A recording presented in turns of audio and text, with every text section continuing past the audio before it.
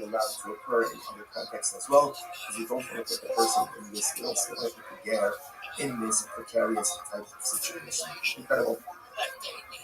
So remember that the Hadi Yosef trying to remember again, all of this is the same group of Rabbanim sitting together. Another question that came up. Ger Tosha now Shivata Avodas. This is a very interesting case. Can a Ger Tosha go ahead? Let us say, just before we go on, this idea that Chazal will make it back again, just so you understand the tremendousness of this case. Halacha is structured in a way to make us succeed. The Ribono Shel Olam wants us to succeed. Sometimes people have a very skewed view about Hakadosh Baruch Hu, a very skewed view of halacha. That Hakadosh Baruch Hu is waiting for us to mess up, so you can smack us down. He's already waiting for us to mess up, so you can levy some type of punishment that cannot be against us. That's what we feel from the truth. The Ribono Shel Olam wants our success more than we want our success. Chazal wants our success more than we want our success. And all of the halachas, all of the rules, all the strictures, and all the punishments are only there to put us on a path to success, not to smack us down when we go ahead and we make a mistake. But again, Hakadosh Baruch Hu understood what we need in order to be successful. Chazal understood what we need in order to be successful. And when they need to relax the standards to make us successful, they do it. It's incredible. They do it. When success is accomplished through relaxing of standards, that's how people know that you have no greater advocate in this world than Hakadosh Baruch Hu. That's in this world and in the next world. In this world, Chazal constantly aiming for successes. Okay, incredible question. How do you guys talk about it?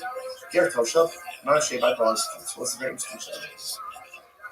Can a Ger Tosha go ahead and abolish or negate idolatry? Remember again, an Akum has the ability to negate his avodah, thereby decommissioning it from its status of theological significance. So Ger Tosha, we want to know what is a Ger Tosha. Now we're going to see this is about the definition of a Ger Tosha. Rashi points out here on the top of the daf, Ger Tosha, Eino Ovid Avodas Tosha. Ultimately, again, he doesn't worship idolatry. But again, he's like an apple in everything else, except he doesn't worship idolatry. And that's a pretty big thing. Right? He believes in Hakadosh Baruch Hu. He believes in God. He doesn't worship idolatry. But in every other respect, he's a non-Jew. So does such a person have the ability to decommission idolatry, to negate idolatry? Gemara says, on one hand, the Padach Mevatu Lo Padach Mevatu. We say only one who worships idolatry can decommission idolatry. Or maybe not. Or maybe we say like this: anyone who's what we call a bar mineh. If you're in the parsha of an apple, then you can go ahead and decommission it over. And this guy is in the parsha. He's not Jewish. He's not Jewish. So because he's not Jewish, he's in the parsha of an apple. So because of that, even though Baruch Hashem, he himself doesn't worship idolatry, but he has the koach to go ahead and negate it. I'm going to go to Nachman, so I'm going to go to Nachman is this. Stop now, the Palach Mevatu Lo Palach. So Nachman says, no, only someone who worships it can negate it. But someone who doesn't worship idolatry cannot negate idolatry. Therefore, the Ger Tosha doesn't have the ability to negate idolatry. And what's his Mason, that is a question. It's what's that thing? Yisrael, that's how this comes from. Mishnah, so Yisrael went ahead and found idolatry in the marketplace. So found idolatry in the marketplace, what's that law? Actual basically, so what's it? So now remember again. So let's say, listen to this case. I'm working in the shop, I'm working in the marketplace. I see a gold idol sitting there on the ground. And if I lift it up, that's problematic, right? Because they never acquired it. And once it's been acquired by a Jew, essentially it can't be decommissioned. So what do? Actual basically, so before I pick it up, I can call over an apple. Remember what's the attack here? Call over an apple and say the apple. I need you to negate this idolatry, decommission it, like theological decommissioning. So go ahead and engage in theological decommissioning of this word. If it's committed, however, again, in Shavasa Liado, but again, if I take it out, if I take possession of it, at that point it cannot be decommissioned. And Ovid Kochav,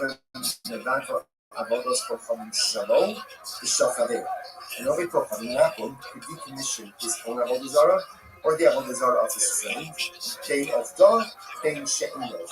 Whether he worships it or he doesn't worship it. Now we're going to define this as same thing. My of the, my of. What does it mean? What does it mean that Akum could decommission of the Zara? Whether he worships it or doesn't worship it. If you want to say that both are talking about an Akum, then Hayni Shalom Shafari. We already said that. We just said before that an Akum has the ability to theologically decommission his Avodah Zarah and the Avodah Zarah of his friend. And the love of the Oved Kohanim, Umay She'in love of the Oved Kohanim, right? Ultimately, again, of the means an actual Akum. Umay She'in of the, what does it mean? A non-worshipper? Ger Toshas. Oh, so who is able to go ahead and decommission both an actual Akum and a Ger Toshas? Shnamina, Ger Toshas, Namina Bata. What do you see from here? That a Ger Toshas has the ability to give a battle, ultimately to theologically decommission Avodah Zarah. Incredible. Which the Gemara says, no. The Olam in the Rafa, not true. Rather, it could very well be the only person who could decommission as long as an actual idol worship on himself. Okay. I have the Kamrit, I knew Shalom B'Shachar. He already said that. Then the price is redundant because he already said that Akum could go and decommission his Avodah Zarah and his friend Avodah Zarah. The Gemara says, Reisha, listen to this. It's two different cases. Reisha, Zed, Rizal Lapar, Zed, Rizal Marcus. Reisha is teaching you like this. If you have two Akums, right, and both worship Palapar, or both worship Marcus, so obviously, again, Akum 1 could negate his idol and his friend's idol, and Akum 2 could negate his idol and his friend's idol. Seifa, Zel Lapar, Rizal Marcus. Oh, the Seifa teaches something different. Let's say you have one Akum who worships Marcos and one who worships Tal. What's the novelty over here? An Akum can worship an idolatry even if he doesn't worship. So let's say, so we can see how this we tell. Number one, an Akum can negate his own idolatry. Good. Number two, an Akum can negate his friend's idol if they worship the same idolatry. And halacha number 3 is an Akum can negate his friend's idolatry even if he worships a different one. Incredible.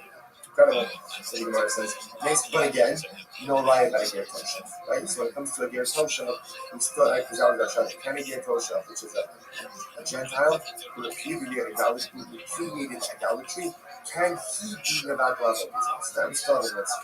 Whereas in this ignorance, Tasha is a Ger Toshav. What's a Ger Toshav? So now we're getting more definition. What is the definition of a Ger Toshav?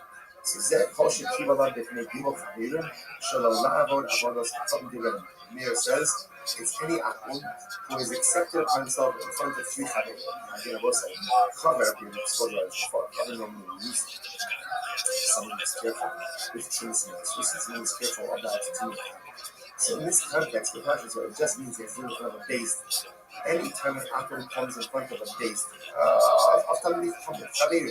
and he repudiates idolatry, that's a Ger Toshav. That's a Ger Toshav. Good. That's what I meant. Come say, Koshekiba Allah Sheva Mitzvos.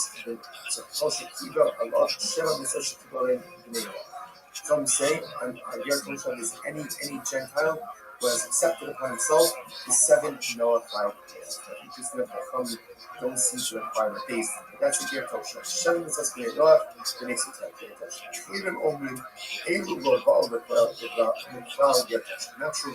Achirim say not true. That's not neither of these definitions satisfy the definition of Ger Toshav. What is a Ger Toshav? I'm not easy Ger Toshav. Ze Ger Othon Levelos Shekibel Allah Mekayim Kol Mitzvos Hamuros Batorah Chutz Mi'Isser Levelos. So this is very interesting. What is the definition of the Ger Toshav?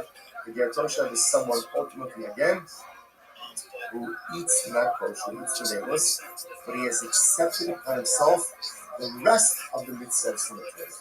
It's a pretty shocking definition. You must have really not told about the definition of Ger Toshav. Rabbi Meir, he accepted upon himself in front of the base of not worship idolatry.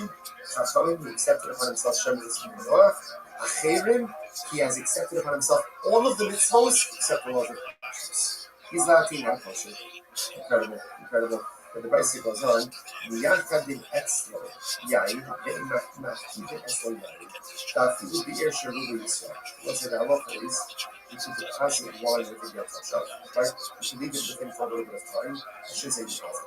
You can leave with him wine for a short amount of time, but you can't deposit with him wine for a longer amount of time. Now, what's the reason? What are we concerned about over here? What are we concerned about over here? We're concerned ultimately again that Rashi says that Rashi says over there, you saw Maniach that you saw actually left the or Yosef, actually came over the Hakiva the Lopala, will not go home and ask it. The Mago with some us in the Amar base of Rochach. Even the Ino Anava, Ino Manicho, Liga Ola, you say this Malamua like a Rochach. So ultimately, again, you can deposit wine with him for a short amount of time. Not for a longer amount of time, because we're concerned that you swap out the juice wine for his own wine. Okay.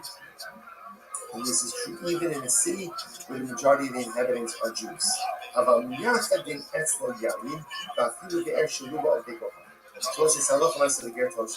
you could leave with the wine for a short amount of time, not for a long time. Again, we're not talking with Yainess, or not to Yainess, not because he's repudiated idolatry. Right? But we are concerned that over time, for a longer amount of time, he may switch his wine from the Jews. So for a short amount of time, it's mutter. For a long amount of time, it's shmano kiyeno. So the Gemara says, and his oil is like his wine. What is that? Shmano kiyeno is like shemen nika hani yayin. It's like what we want with his oil. Oil can't be into wine. It's like hello kiyeno kishmano. Interesting, you know, find what it means like this. That halacha l'maisa. That ultimately again is his wine. Excuse me. His wine is like his oil. Just like this is very interesting. That just like his oil is permitted, so to ultimately again is his wine. I look at Rashi just a moment. Rashi Shmano b'li hamiyayis almeno motebayno Shmano kodim shokil Hashem la'afilat hayim. About b'shtia aser. The one thing that his oil is like, that his wine is like his oil. But the same way that you get enough from his oil, you can get enough from his wine. And you can't drink the wine that you get from Shav, but ultimately you can get enough from his wine. And the Shar called Davar, ultimately, and for every other thing, he is like an apple. To which the Gemara says, Shimon Omer, Yeno Yayin Nes. Va'amilei motor b'shtia. Shimon says his wine is like yayin nesach, but others say ultimately again that it is motor, ultimately again for consumption, for shtia. So this actually calls up here. We'll pick up the next session. Actually, let's finish. Let's finish this as well. What do you see from here? It was shard part by the we see from here that the apple is like an apple to Toshav is like an apple regarding every other matter. Remind yourself, ultimately, again, what does it mean when we say that the Toshav is like an apple for everything else? What does that mean? To which the Gemara says, Love from the back of Avodas Kofadim, Avodas Kofadim.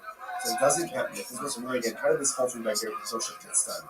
It got started because we're trying to figure out, does Ger Toshav have the ability to negate idolatry, to theologically decommission idolatry. So now we just got finished saying that in this respect, Ger Toshav is unique, but in every other matter, he's like an apple. Doesn't that mean that just as an apple can theologically decommission and negate Avodah Zarah, so too can Ger Toshav? To which the Gemara says, no, Litin Rishus from about the Rishus. No, it actually means something else. It means actually Hilchot Shabbos. What does it mean Hilchot Shabbos? What's it about? It's Kinsanger. We saw more. The Shamer Shabbos was a sentence. Just quickly. Erev Chatzos. If you have multiple homes that open up into a courtyard, you cannot carry from a home into that courtyard. Some of homes into the courtyard without anything else. Right? Erev essentially means you collect food from all of the inhabitants of the Chatzar. They join together, and that joint food makes it into the domain of one home. Remember, and therefore you carry from the home into the chatzar into the home. But a halacha is if you have a Jew who did not join into the chatzar, he can yield his rights. Let's say if Shabbos started, he forgot to participate in the moving, forgot to participate in the Erev. He can yield his rights to the other members of the chatzar. If there is a non-Jewish resident, the